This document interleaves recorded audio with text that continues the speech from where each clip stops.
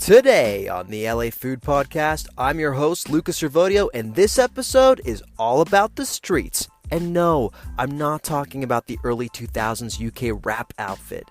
Street vendors are an essential part of LA's food scene, but street vending itself has only been legal since 2018, and the road to get there was full of dramatic twists and turns. And even though street vending is technically legal in LA today, there are still lots of issues with the rules that govern the way vendors are allowed to earn a living. Today, I'm going to give you a quick and dirty rundown of the recent history of street vending in LA, and I'll then be joined by Rudy Espinoza, Executive Director of Inclusive Action for the city.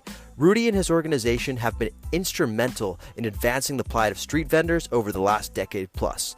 He tells us about the journey, how far the fight for street vendors has come, and what's next. So without further ado, let's chow down.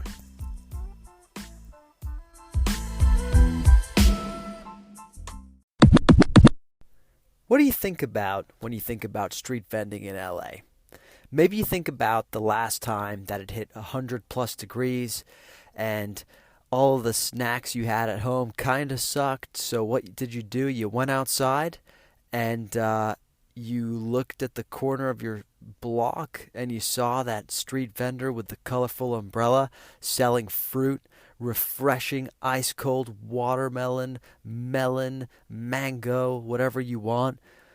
Maybe you think about the last time you went to go see Carly Rae Jepsen or your favorite artist at one of LA's many concert venues. And yeah, you were starving, but you also didn't want to spend an exorbitant amount of money on the kind of crappy concessions that the Greek Theater or wherever you were had to offer. So what did you do? You waited until after the show when you knew that a street vendor would be waiting for you with one of those delicious bacon-wrapped hot dogs with peppers and onions with a little bit of mayonnaise that only cost a few bucks. Yeah, that's what you did.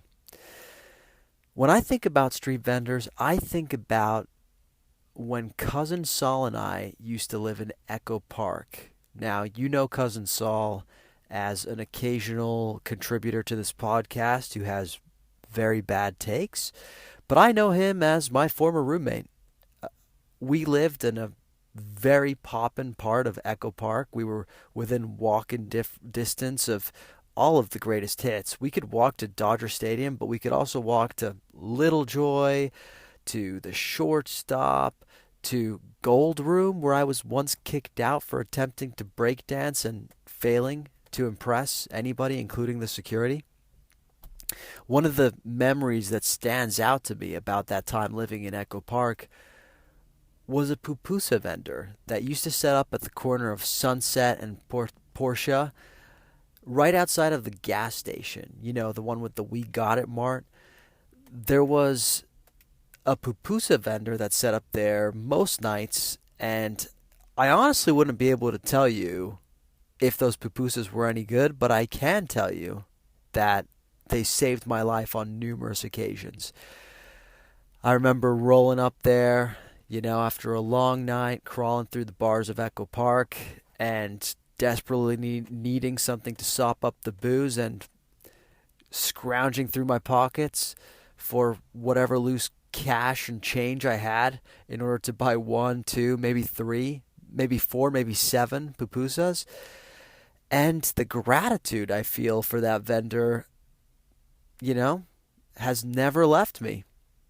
Now, I would have known at the time that street vending was technically illegal at the time. We're talking about, this was probably around 2015. But I didn't really think too much about it. I remember the first time street vending being illegal actually entered my consciousness was when I was reading about guerrilla tacos in the Los Angeles Times. Guerrilla tacos, when it started out, was a very, as the name suggests, guerrilla project by a chef we all know and love today, Wes Avila. He was a fine dining chef who, as I understand it, kind of just got sick of selling his food in fine dining establishments and took to the streets to start selling some kind of wacky and out there taco creations that were absolutely delicious. He was doing things like putting duck carnitas in his tacos and just going to the farmer's market, seeing whatever tickled his fancy, and finding some amazing, awesome way to treat those vegetables and throwing them in a taco. And he was selling these in the arts district. He didn't even have a truck at the time. This must have been like 2014. And he was getting harassed by law enforcement. Law enforcement was shutting him down. And this was not just any street vendor. This was a street vendor that was kind of hot at the time. He was written up in the Los Angeles Times by the late, great Jonathan Gold. And I remember going to have lunch at Gorilla Tacos was kind of a exciting experience because you never knew exactly if he was going to be there. There was always this danger that he was essentially not going to be able to be there because law enforcement had shut him down for the day, or that he had relocated somewhere else for the day and you weren't going to be able to find him. Now, as entertaining as that may have been for me and some other twisted consumers, that is a massive pain in the ass as a vendor. As a vendor, as anybody, imagine going to work and not knowing if the place where you go to work is going to be the place where you also finish work for the day. Because there's the danger that at any moment, law enforcement can come up to you and can give you a fine for being there, can confiscate your things, and in some cases can even arrest you. I mean, can you imagine if you set up, whatever email job you have, you've got your laptop, you're set up, at a table on the side of the street, and all of a sudden, police comes up to you and says, "Sorry, man, you can't be here." You're like, "What? What? Why not?" And they're like, "Oh, you're giving me some attitude. Okay, well, here I go. I'm going to take your laptop. Here's a nice fine for you. And, if you give me any pushback whatsoever, even just, as far as making a good argument as to why you should be here, I might just arrest you." That is insanity. So that was the first time I really became acutely aware that, wait a minute, this is actually something that law enforcement does. This is something they go out of their way to do. And in fact, I found out that there are times when law enforcement pursue street vendors more than others. It happens when they're trying to meet their quotas. It happens during recessions. Usually when street vendors are at their most vulnerable, that's also when law enforcement is going after them. So that's how it first entered my consciousness, and a lot has happened since then. And, I had the great fortune today of speaking with Rudy Espinoza, who's an activist who has been part of the fight to legalize street vending in Los Angeles. And we have an excellent conversation, and he gives a lot of color to, what the fight has been like. But I wanted to tee this discussion up, not just with some personal anecdotes, but I also wanted to give you a quick run through of the history of how street vending has become legal in Los Angeles. I think it's just helpful context with which to enter the conversation with Rudy. So let's take it back to 2008, okay? The Dark Knight has come out in theaters. What else? Katy Perry is like the biggest pop star on the radio. We don't hate Chris Brown yet. 2008, what else is going on, I mean, Obama is happening, guys. Obama isn't even president yet. He's just campaigning and, getting our hope all in a tizzy.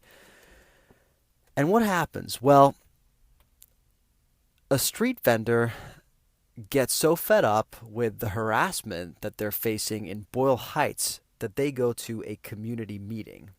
Now, the community meeting was held by an organization by the name of East LA Community Corporation, and we'll be calling them ELAC. Now, this simple act of going to this meeting and voicing the frustration that the street vendor was having sparked an entire movement. What ended up happening is that ELAC recognized the threat that street vendors were under and came together with three other organizations to form the Legalize Street Vending campaign. Now, the other organizations that they brought into their fold, they each had their unique superpower when it came to their ability to help the street vendors in their fight for legality. So they brought on an organization called Public Counsel, which is a nonprofit public interest law firm.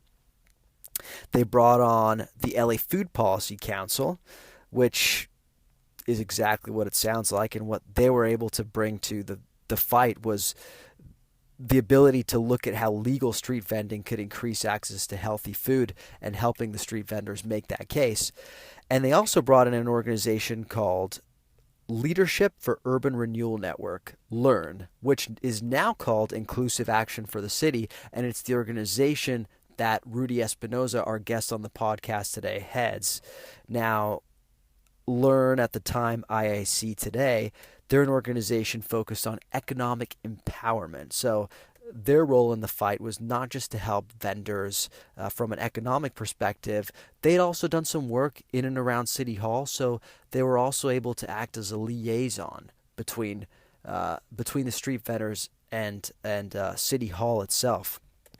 Now, the really cool thing is, it wasn't like the street vendor went to this ELAC meeting and just handed over the keys to the problem to these four organizations. No, the street vendors were very much at the forefront of this movement. The organizations made sure to keep them involved at every step of the way. They held numerous town halls with them around that time, 2008, 2009, 2010, to understand, hey, what are the issues you guys are facing on a day-to-day basis, and how do we ensure that these things stop happening to you?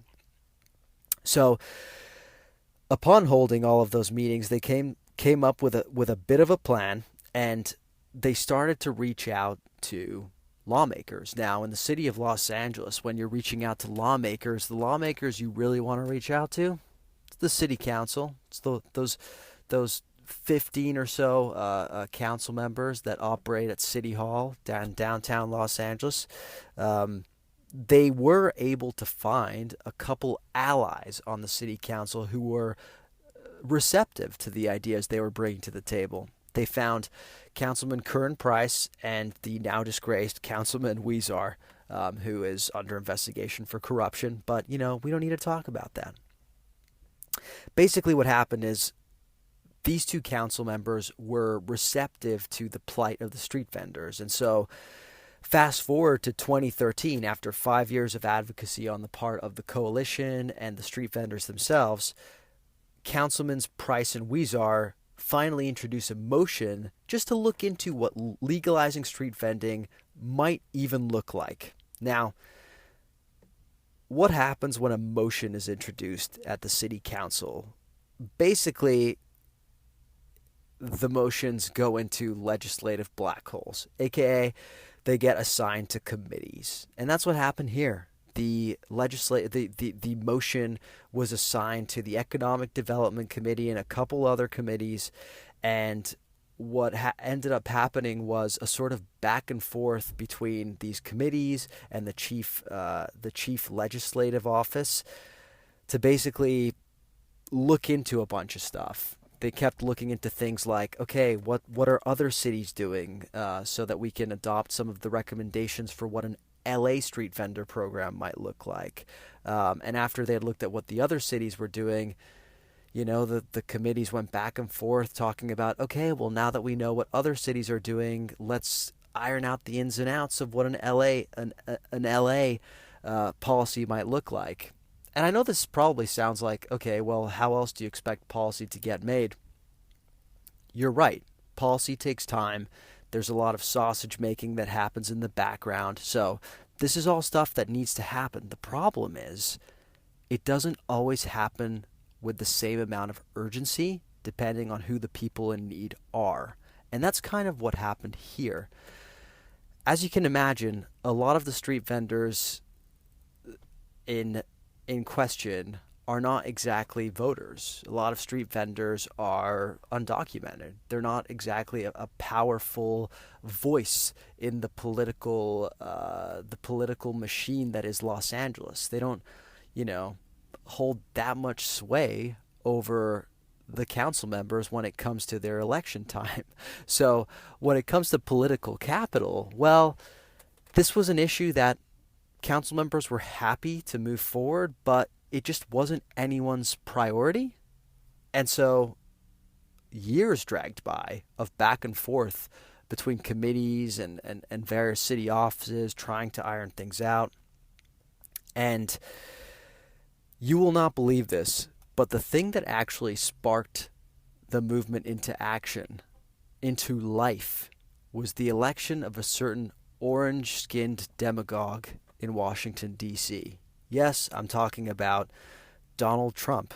So we're now in 2016, and Donald Trump has been elected. The world feels like it's burning down. And as you can recall, Trump was spewing some pretty hateful rhetoric towards immigrants, undocumented immigrants especially, and he passed an executive order that said anyone charged with a crime would become a priority for deportation. Well, that's the kick in the pants that our city officials needed in order to get their act together. In 2016, the city council took action to decriminalize street vending. Basically, what would have happened before then is you could be criminally charged for street vending. But the city council realized that if at this point they were criminally charging people for street vending, then the Trump administration could legally get involved and prioritize those people for deportations.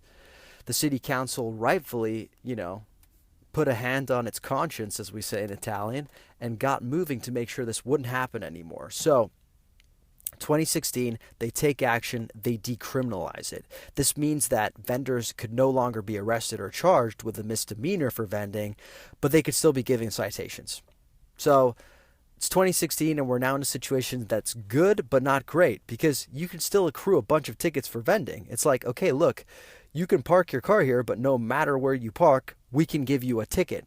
It's not super helpful. It's like, thanks for not arresting me for parking, but it's not exactly like, gonna help me that much if you keep giving me tickets that eat into the margins of my business, especially when the margins of a business like street vending aren't huge. So the street vending campaign, kept fighting. There was continued back and forth in the ironing out of the policies that were being crafted at the city level, and there were some not so great provisions that were being included as, street vending was moving from decriminalization to legalization. For example, there were some provisions in there like 2 vendor per block caps, meaning you can only have 2 vendors on any given block. There was the ability for property owners to veto street vending in front of their businesses. So, if you're a restaurant that doesn't like the street vendors, quote unquote, competing with your business, you can be like, hey, I literally veto them vending in front of here, which seems draconian. And then the most tenuous part of the proposals was a vending restriction in certain sections of the city called no vending zones. Now, sure, you'd imagine some no vending zones could make sense. Maybe there's some like really quiet neighborhoods or some residential areas. No, the no vending zones were some of the busiest parts of the city. We're talking the Hollywood Walk of Fame. We're talking Crypto.com Arena. We're talking Dodger Stadium. It was, to me, a pretty transparent move to just like ensure that there's like no beef between the city and some of the more powerful players in the city, aka like the Hollywood Business Improvement District, or like the Hollywood Homeowners Association. What the city argued is that having street vendors on the Hollywood Walk of Fame creates hazards, but I mean, have you ever walked there? It's going to be a hazard no matter what.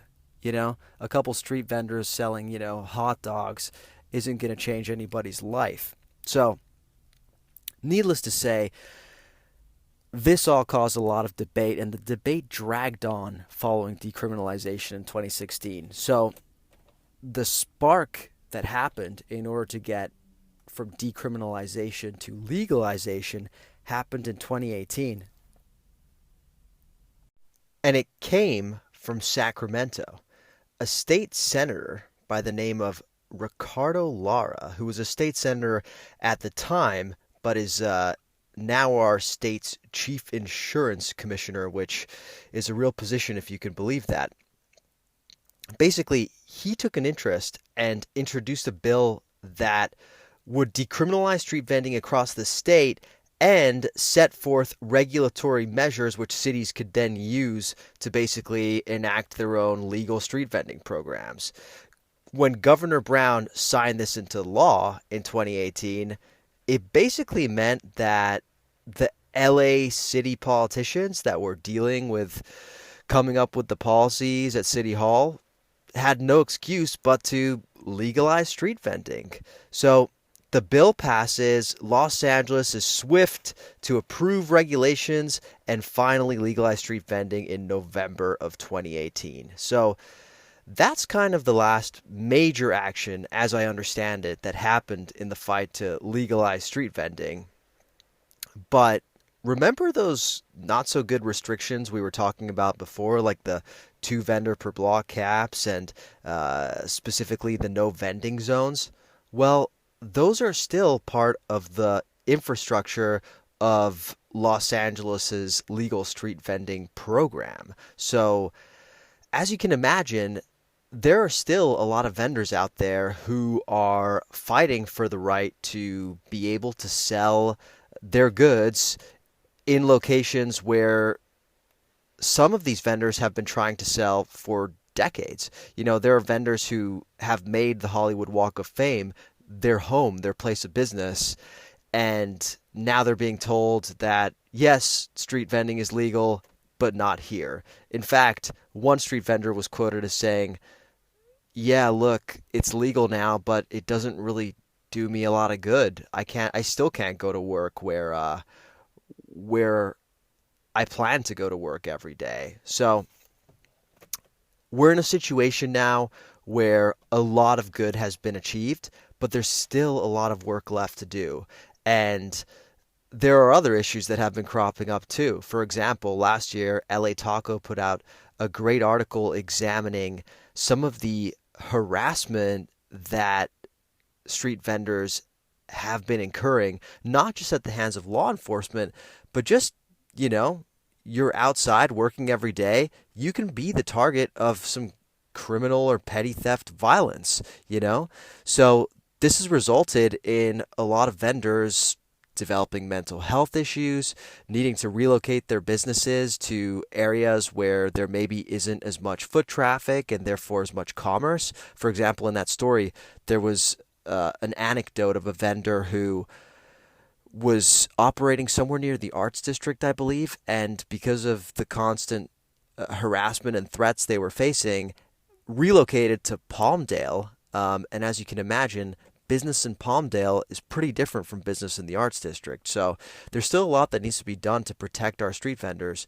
And that's why I'm really excited to speak with Rudy about, yes, how far the battle for street vending has come, but also where we're going next, what needs to happen next, and what we can do. And for those of you who are out there and are thinking, okay, well, A, how big is this problem? How many people does this affect? And B, why should I care about this? Well, there are about 50,000 street vendors in Los Angeles, and that was an estimate that I was able to find from many years ago, so chances are that it's ticked up since then. In fact, some estimates showed that during the pandemic, there were probably as many as 80,000 street vendors on our streets. A lot of those vendors aren't even selling food. Approximately 40,000 of those 50,000 are selling other goods like, headphones, clothes, jewelry, whatever may be. About 10,000 of those 50,000 vendors are selling food. Things like bacon wrapped hot dogs, tamales, quesadillas, ice cream, the fruit that we mentioned about the fruit carts earlier on in the episode. If you're thinking about what benefit do these street vendors provide other than just quote unquote taking away business from brick and mortars, well, they provide about $500 million in economic stimulus. That is the estimate. Not to mention that the supply chain of street vendors is exceptionally local. Street vendors report that about 70% of the things that they buy, the supplies, the food, is all local. They're getting all of those things from local businesses. So it's creating an economic stimulus in Los Angeles that goes far beyond just helping these individual street vendors achieve economic mobility.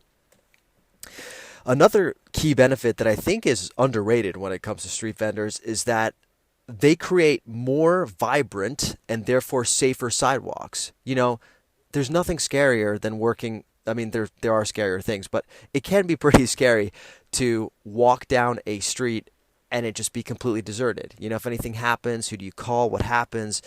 It's proven that sidewalks where activity is happening are less likely to incur things like petty theft or, more serious crime. So the addition of street vendors and all of the folks that street vendors attract actually brings down crime on the sidewalks where the street vendors are vending. So, do we want more vibrant streets?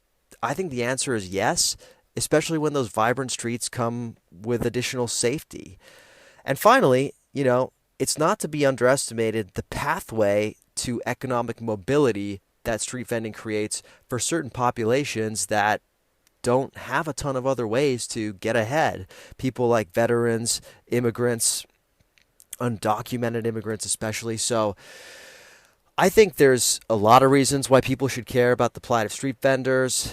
Beyond the fact that there are a lot of them, there's also just a lot of good that they do for the community. So look, was this a perfect recap of the state of street vending in LA? Absolutely not. I probably got a lot of things wrong. There are probably other things, other perspectives out there that I haven't quite considered. So please, if you have other perspectives to share, other ideas, any questions that you want us to explore, please get in the DMs. But I'm really excited that now we're going to be transitioning to speak to one of the advocates that's been at the center of a lot of this, and that's Rudy Espinoza, coming right up. Today, I am so excited to be joined by Rudy Espinoza, the Executive Director of Inclusive Action for the City. Rudy, how you doing today? I'm doing well. Thanks for having me. Yeah, of course. Thank you for making time for us. So I've been really excited to have you on. I really want to get into some exciting topics like street vending in LA. But first, I want to hear about Rudy. Where are you from, and what ties you to Los Angeles? Are you born and raised here? Yes, I am. I was born in East LA and I was raised in West Covina, which is in the San Gabriel Valley in the eastern part of LA County. I've been in LA my whole life. I've been in the city, in LA City proper, for the last 20 years. Wow. And man, I'm getting old. But yeah, I've been here for a long time and I really care about LA. I think it's the best city in the world. And I love the people here in our neighborhoods and our community. And we have a lot of problems here, but we also have a lot of opportunity. Yeah, I've been here like 12 years, and every time I say that out loud, I almost can't believe it, So you are an urban planner by trade, is that right? That's right. So how did you gravitate towards that as a career? Well, when I was a kid, I share with folks that when I was a kid, I wanted to get rich. Like that was my agenda. I grew up in a household that was led by a single mom, and she worked really hard for us, and She was a waitress in a restaurant, and she took care of me and my brother through that job. But it was, we didn't have a lot. She worked really hard, and she would always say, "Hey, if you don't want to work like me, you have to go to school." And so I did, and I majored in business in undergrad because my mission was to get money and to take care of my family. Hmm. And in college, I took an ethnic studies course that really changed the direction of my career because I began to realize that a lot of families were dealing with things that like my family was, and there was a lot of folks that didn't have resources, and so it became less about my family getting money. It was more about how do we all get money. And I Hmm. really became interested in how do we build community and how do we make our community stronger. And I went into urban planning because I didn't want to go work for the man with a business degree. I was like, I need to do something different. And I fell into urban planning because I realized that it was a study of cities and communities and all the different elements that make a community what it is. And I thought it was like a really cool field for me to like know how I was gonna play a role, right? Yeah, And that's how I came into urban planning. that's really cool. And so when you set out to do urban planning, did you already have an idea of the types of issues that you were going to be passionate about, or did those sort of come up along the way? No, I mean, I went into grad school with this sort of revolutionary fervor. Like I was like, I want to like, you know, I want to like build community power, and I want to like, help our community, and dismantle all these systems. And then when I went into school, like my classmates, like it was just an awesome experience, and I really got clear that if I wanted to really help people, I had to understand how money worked and how it worked in communities and how it didn't work. And so Hmm. then I started to really refine my personal mission statement around capital. And I got really focused on like, okay, I may not care about getting rich myself anymore, but I do have to understand how it works. And Hmm. so that was like the beginning of my career in economic development, and thinking about capital access is like just realizing that it was important for our community to know how money works. Yeah. And so did I read in your bio that you started a nonprofit straight out of school? Is that right, or did you work somewhere else before? No, I had a couple of had 2 or 3 gigs before I came to work at the place that I work at now. And during those jobs, I helped to start the organization that I work at now. So it wasn't right after grad school. Right after grad school, I went to go work at a consulting firm that was working with banks, helping them think about how to make responsible investments. And then I went to go work at the AARP Foundation, which is the foundation arm of AARP, which is an advocacy organization that supports people over 50. And then I went to go work at another organization in South LA that was focused on microlending. But through most of this time, I was helping to form Inclusive Action. Yeah, got it. And that's incredible. I can't even find the time to like work out sometimes during the day. So the fact that you like, had time to think about starting an entire new organization while having that other job helping people is pretty incredible. Now, talk us through the mission of the organization you set up, because obviously now when I look up inclusive action for the city, it's very tied to that mission you were stating before about building capital with a specific eye. Sometimes it seems towards street vending and enabling people to be able to engage in economic activities like that. How did you how did you gravitate towards that? Well, I think that one thing that I'll clarify is that, like, yeah, so I'm kind of similar. Like, how do you find time? But I'm really like locked into this work. I'm really passionate about it, and I do want to say that in the beginning, I wasn't the only founder. I was part of a group of people, and so that's how like the genesis of the organization started, was with a group of friends. It was convened by our founding board chair Alfred, who I spoke to today and is doing well. He's an attorney, and there was a lot of other amazing leaders like Ginger Hitsky and Ricardo Mireles and other people that came together. And so, Luca, if you can imagine, it was a group of friends that came Hmm. together to share their work, and to dream up a different way about doing supporting our communities. That was like the genesis of inclusive action. It was a space for us to experiment and to think differently about community development. Over time, we began to formalize how we would do that, and we came on our mission. We came to our mission, which is about building strong local economies, because we realized that we needed at least two levers to build strong local economies. We needed to advocate for new policies that helped our communities, and we also had to think about how we get money into the hands of our community members today. And so that's really the two big levers that inclusive action uses, is that we have an advocacy division that advocates for communities, and then we have a lending division that focuses on providing microloans and even grants to entrepreneurs in our neighborhoods. Okay, so you've got some pretty cool case studies from what I know for both of those levers. I guess let's start with the latter, right? I'm a big fan of Los Originales Tacos Árabes de Puebla. I understand that you did some work with them actually I'm assuming in that bucket, provide them capital they needed to take their business to the next level. Yeah, I mean, I think like Merced and that whole family is kind of is a microcosm of what LA is, which is like a city of workers and visionaries. And that family had a vision. Merced, the matriarch, had a vision for her business, which is like, hey, I want to have a food truck. She has a bigger vision than that, but like she could tell you that herself. But they were working really hard, and they had a popular vending business, and they needed resources to get to the next stage, which is to get a food truck and make sure that it looked beautiful and was, and it was able to sort of help build their capacity to serve more people. And like many entrepreneurs, they have everything that they need to be successful except the money.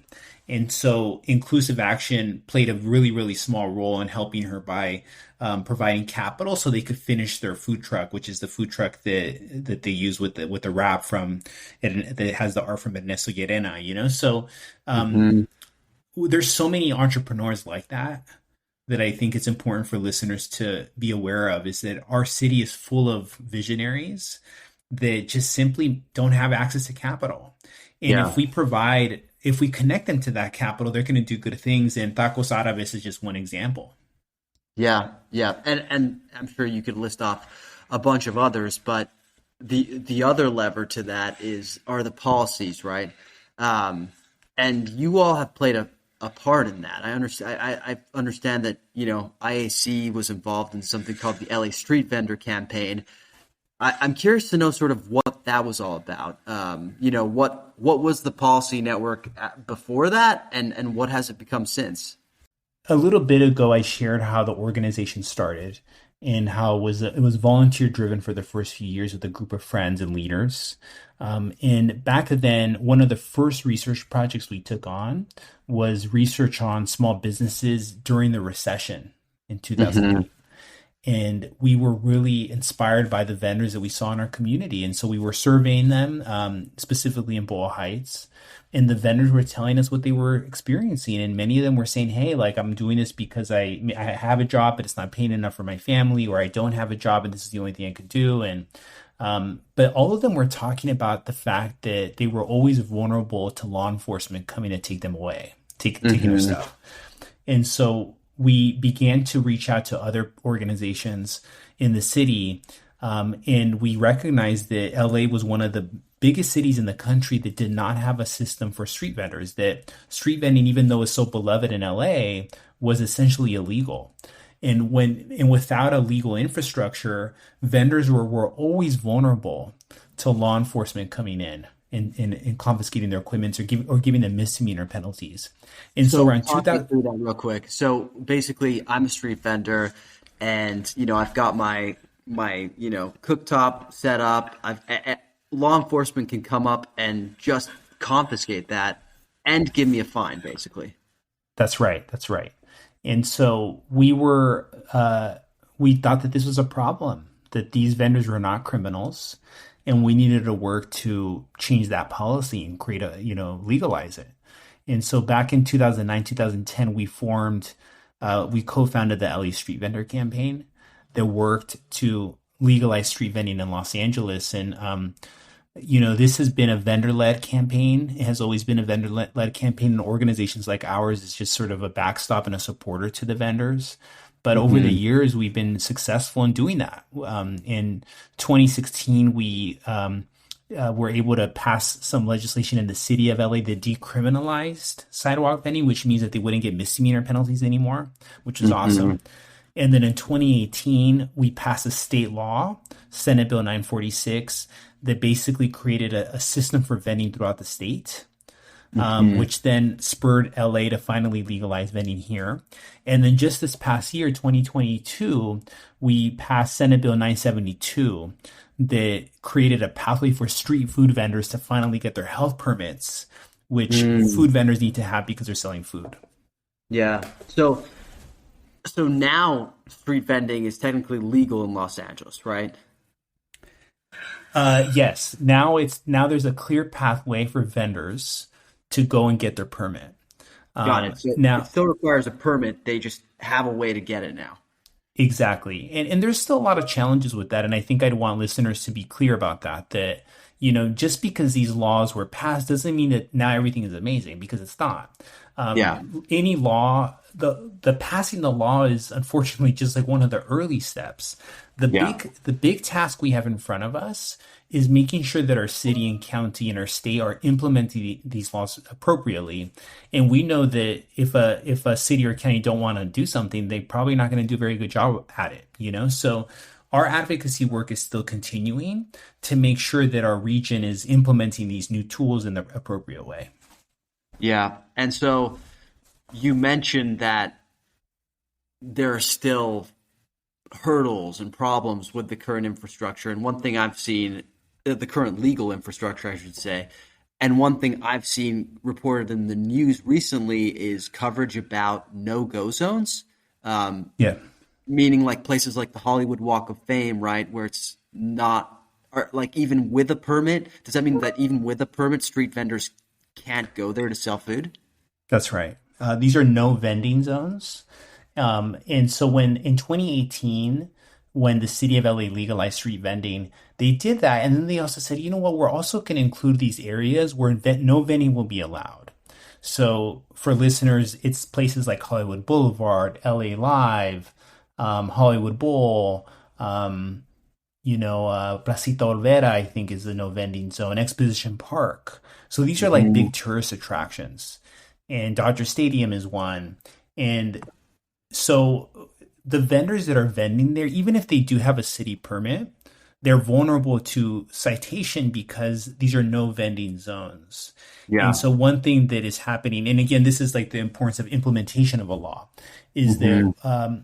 the law does allow for cities to customize their system, but there has to be a very clear public safety reason to do that. And in this case, our coalition partners feel that there was no case made, that these are just arbitrary Hmm. decisions. And so right now, some vendors who are being sort of have seen the consequences of these no vending zones, as well as some organizations, including ours, are part of a lawsuit with the city and we're asking the city to uh, abolish these no vending zones. And so basically, the feeling is that, let me get this right, the no vending zones selected were done so arbitrarily, Correct. like and I mean, to me, it seems like not. It seems less arbitrary. It seems more like they're almost trying to make sure street vendors aren't at places where they know they're going to get a lot of business. Maybe not to, so as not to compete with other, I don't know, the stadiums and whatnot that are selling food. Obviously, I'm not going to ask you to comment on that, but to me, it seems like there's a clear correlation between places that get high foot traffic and places that are not that are no vending zones. That's correct. Well, that's right. I think that that's what we are seeing. During the pandemic, for example, the city of LA created the Alfresco program, which is a program that helps, brick and mortar businesses, especially, use the sidewalk for outdoor dining. And it's a great idea. Luca. Like, I think it's awesome. Like, we should use our sidewalks for this stuff, just like other big cities. And in the no vending zones, like Hollywood Boulevard, for example, businesses were using the sidewalk, right? Hmm. And so they were allowed to use the sidewalk, but they banned vending. So like there's contradictions that were taking place, and that's why we feel like the case was never made. Why is it okay for this type of business to use the sidewalk but not this other one?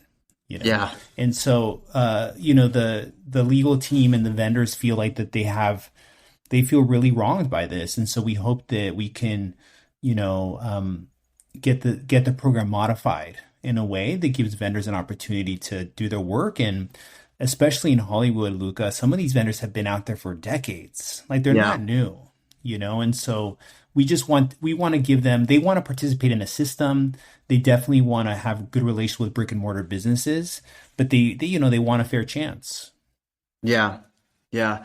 And I mean, I know that there's changes happening right now to the alfresco rules. Is that an opportunity to perhaps get some of these changes for street vendors done as well?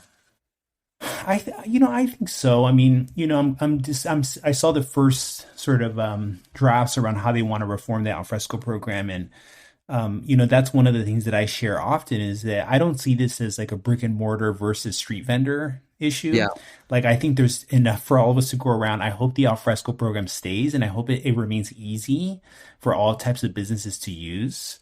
And I think that our city's so big and awesome that there's room for all of us to build businesses, you know? So I Is hope that that your, I was going to say, is that the argument you use? Because I do, I have heard from, brick and mortar businesses who oppose increased street vending, right?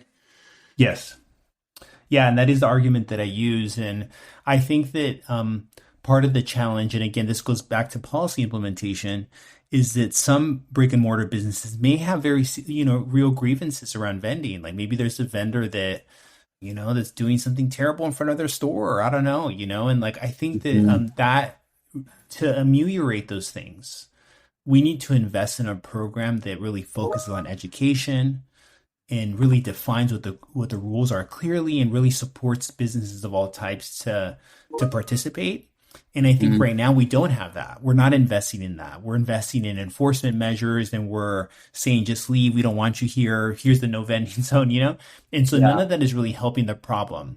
And I think that I'd love to see a city where that has like a really robust open air division that's focused on like, hey, we want brick and mortar business to use the sidewalk. We also want street vendors. Everybody should be clear about how they participate in here. We want to make sure that there's no issues, but that takes a lot of education and on the ground work. And right now we're Yeah. not investing in that. We're investing in armed officers who go out there and give out citations. It sounds a little like how we approach homelessness in the city. Yeah, it's very similar. Yeah. Well, look, we talked a little bit about how we can sort of enable street vendors to get out there and be able to do so legally. But I've also seen a lot of coverage, especially from LA Taco last year, on the physical threats and resulting mental health crises that are facing our street vendors. I'm curious, what do you think can be done, not just to allow our street vendors to be operational, but to protect them? Well, I think that there's people that are doing really important work of like going out to, there's some activists that are like organizing like buyouts for the vendors that are, facing threats or have been threatened. There's folks that I've seen Mm. that are trying to train them to like fight back. And, I think that these are all like really important things. I think we need to care for our vendors. Like that's like the ultimate value that I would want to project out into the world. But I Mhm. also wonder, and I think is that, it like having a different environment for our vendors and a different experience begins with us. It really begins with us, and it begins with our government that is led by us in theory. And if our government isn't honoring vendors, if our government isn't honoring vendors, how do we expect others to honor them? You know, Yeah. and Yeah. we're not investing in a system that really allows street vendors to thrive. And so when a vendor might see something unusual on a street, they don't want to call anybody because they're probably Yeah. feeling vulnerable themselves. And so I think one way, just one way to protect our vendors is to make sure that we're investing in a public infrastructure that honors them and brings them in, you know? Mhm. You talk a lot about the type of city you want to see Los Angeles be. I'm curious, are there any cities out there that you think are doing a good job that we could emulate? I think that we can take small, positive attributes from cities all over the world. And I think that one of my colleagues just got back from Ethiopia, and she's Ethiopian. She was visiting family, and she gave us a presentation of like vendors in Ethiopia, and it was like Hmm. fascinating, like to see how vendors operated, and it was interesting because in Ethiopia, there's formal vendors and informal vendors too. But Hmm. what was interesting is that the sometimes you couldn't even distinguish them because like street vendors are just part of the culture, and they had like dedicated areas and streets. They were like, Hmm. this is like where vendors operate, and there was like an acknowledgement of like, this is where I go for this particular craft or this particular food. And I don't know, like I think that that's really inspiring. Like the Pacific Yeah. Northwest also has like vacant lots that they've utilized with vendor carts, and they're using their space in a different way, and that's awesome. New York is obviously a thriving street food scene, and like they've done really interesting things with healthy food, engaging street vendors and getting healthy food out into communities that don't have grocery stores. Yeah. So each of these cities have their own issues. Yeah. Yeah. But like there's little things we can take from each of them to create the best program here in LA. Right. Yeah. I feel like the uh the kind of ironic thing is that a lot of businesses that are now brick and mortars or and that have risen to tremendous success started as street vendors, and they're often celebrated by the communities, oftentimes politicians and whatnot, when they've achieved that success. But it's just so ironic that they had to achieve that success in a way that wasn't even legalized, or the space wasn't even made for them to begin with, you know? Yeah, totally. Yeah, Yeah. it's a big irony, and I don't know, like we talk a lot about the American dream and how small businesses are the backbone of our economy, and like I don't know, you can't get smaller than a street vendor. And like if you're really thinking about like, man, how are we going to weather this recession and how are we going to really create jobs? I don't know. Like, I feel like why wouldn't you engage these entrepreneurs that like risk everything to set up like a business on a sidewalk? Like risk they're in danger sometimes, Yeah. and like they're still out there working, hustling. Like the vendors talk about getting up super early every day, like to prepare and to like that's hustle. Yeah. And I'd want to invest in that hustle than anything else to begin, Yeah. you know? Absolutely. I mean, it reminds me of during the pandemic when you saw all these home businesses opening and whatnot. Like people suddenly recognize that, hey, this is a way that I can hustle and make a living right now when my back is up against the wall. And I feel like there was a lot more compassion for that then. Um, I wish we could extend some of that today. But I am curious, what can people do who are interested in helping? Where would you direct them? Well, I think that I think if folks are interested in helping, I think one thing that I would do is I think I would really just say it does begin with you. So like take care of your vendor in your neighborhood, like go support them. Some friends of mine are always like, you got to tip your street vendor, and I think that that's amazing. Tip your street vendor. If you see your street vendor struggling with a crazy customer or a neighbor, like I don't know, like step up for them and make sure that that vendor knows that they have someone in their community that has their back. So it Yeah. begins with us, like these small actions. I think folks that want to get more involved can definitely reach out to Inclusive Action, and we work with a lot of great organizations that provide various services, like Community Power Collective, that's organizing vendors all over the city. Public Council. for the attorneys out there that want to help. Like they're amazing pro bono lawyers that help vendors and help them figure out their citation issues and are working with us on protecting rights all over the state. So there's a lot of great organizations out here doing good work, and just get plugged in. Yeah, well, Rudy, thank you so much for joining us. Before I let you go, you got to tell me, this is a food podcast at the end of the day, so where do you like to eat? Where do I like to eat? I mean, man, I can't tell you one person, one place, Luca, but Of I'll course. tell But you you're that, going to lunch. I'm like, Rudy, we're going to lunch right now. Where are you taking me? you know what? I think that the person that I'm going to see shortly is a vendor, who is famous in our campaign, Caridad, who's one of the founders of the campaign and has been a leader. So I'd probably be like, Luca, you want to come with me to her house? Ooh, um, now that she is what I'm talking about. she's in Boyle Heights, and she sets up on off of Fourth Street, and like she's there and she's really active and really connected in the vendor community, and she's one of the OGs. But there's vendors all over the city that are doing good work. So we need to support all of them. Yeah, yeah. Okay, Caridad and Bull Heights. I'll keep my ear out for that one. I can't wait to see the LA Times food section write about her. Where can people find you, Rudy? They could find me online. I'm pretty accessible. Our organizational website is inclusiveaction.org. And I'm on Twitter and Instagram. You could find me pretty easily. Awesome. We'll put a link to your handles and to Inclusive Actions handles in the show notes. But thank you so much for joining us. Right on. Thank you, Luca.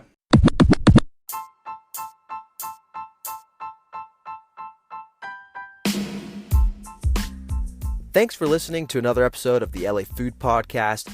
Thanks to Rudy Espinoza for joining us. Look, we covered a lot of ground in this podcast, and I will be including links in the show notes.